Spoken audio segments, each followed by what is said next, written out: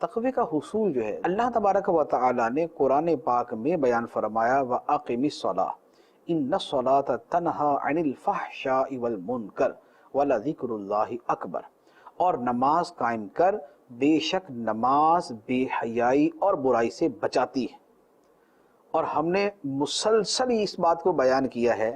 کہ یہ اپنے آپ کو برائی سے بچانا ہی تقوی ہے، سبحان اللہ، اپنے آپ کو برائی سے بچانا ہی تقوی ہے۔ تو یہ جو تنہا عن الفحشاء والمنکر ہے، یہی تقوی ہے۔ تو اب اگر اس آیت کو ہم اس کے تفسیری معنی کے اندر لیں تو ترجمہ تو یہ ہے کہ بے شک نماز بے حیائی اور بری بات سے بچاتی ہے۔ دوسرا معنی یہ بنے گا کہ بے شک نماز تقوی دلاتی ہے، سبحان اللہ، سبحان اللہ، کیونکہ وہ جو عمل کر رہی ہے وہ تقوی ہی تو ہے، تو نماز تقوی دلاتی ہے۔ لیکن یہ وہ نماز ہے جس کو اس کی روح کے مطابق ادا کیا جائے، وہ جو روح اس کی حدیث مبارک کے اندر بیان کی گئی کہ نبی پاک صلی اللہ تعالی علیہ وآلہ وسلم نے ارشاد فرمایا ان تعبد اللہ کأنک تراہ، کہ تو اللہ کی عبادت ایسے کر گویا تو خدا کو دیکھ رہا ہے۔ فإن لم تکن تراہ فإنہ یراک، اور اگر یہ نہ تم